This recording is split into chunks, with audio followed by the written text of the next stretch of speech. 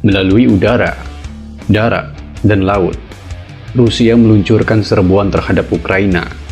Pasukan Rusia mengebom pusat-pusat kota dan terus mendekati ibu kota Kiev, sehingga menyebabkan pengungsian besar. Pasukan Rusia dikerahkan dari arah utara, timur, dan selatan, dengan Putin mengumumkan peluncuran operasi militer khusus. Deretan serangan yang terjadi di Ukraina membuat kita bertanya, apa yang sebenarnya diinginkan Presiden Rusia Vladimir Putin?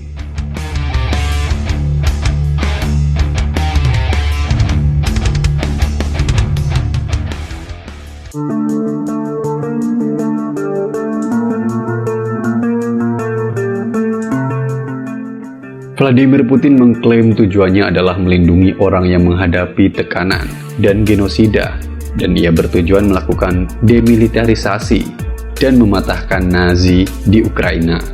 Aksi Putin mengemuka beberapa hari setelah dia mengakui kemerdekaan dua daerah separatis pro-Rusia di Ukraina, yaitu Luhansk dan Donetsk, serta memerintahkan pasukannya ke dua wilayah tersebut guna mempertahankan perdamaian. Rusia telah lama menolak kedekatan Ukraina dengan institusi-institusi Eropa, Pakta Pertahanan Atlantik Utara atau NATO, serta Uni Eropa. Baru-baru ini, Putin mengklaim Ukraina adalah boneka Barat dan tidak pernah menjadi sebuah negara yang layak. Dia mendesak Barat memberi jaminan bahwa Ukraina tidak akan bergabung dengan NATO. Militer Ukraina dilucuti, dan Ukraina menjadi negara netral. Sebagai bekas negara anggota Uni Soviet, Ukraina punya jalinan sosial dan budaya yang erat dengan Rusia. Bahasa Rusia pun banyak digunakan di Ukraina. Namun, sejak Rusia menginvasi pada 2014 lalu, hubungan kedua negara menjadi tegang. Pada 1994, Rusia menandatangani kesepakatan untuk menghormati kemerdekaan serta kedaulatan Ukraina. Akan tetapi, tahun lalu Putin merilis tulisan panjang yang menyebut bangsa Rusia dan Ukraina adalah satu bangsa. Dia juga mengklaim negara modern Ukraina diciptakan seutuhnya oleh komunis Rusia. Dia memandang kolapsnya Uni Soviet pada Desember 1991 sebagai disintegrasi Rusia yang syarat sejarah.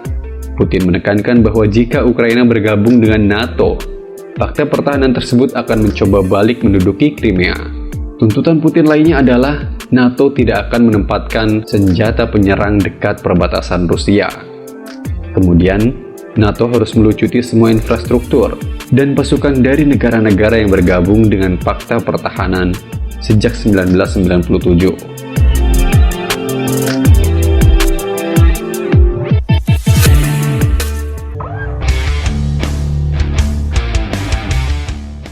Jadi dapat diambil kesimpulan bahwa tuntutan Putin ke Ukraina adalah mengakui kemerdekaan dua wilayah separatis pro-Rusia, yaitu Luhansk dan Donetsk.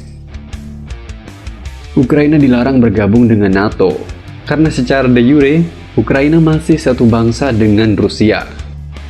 Rusia meminta NATO memberikan jaminan agar Ukraina tidak masuk NATO, serta meminta NATO agar tidak menempatkan militer di perbatasan Rusia. Terakhir, bagaimanakah pendapat kalian? Adakah alasan lain tentang alasan Putin menginvasi Ukraina? Silahkan tulis komentar Anda.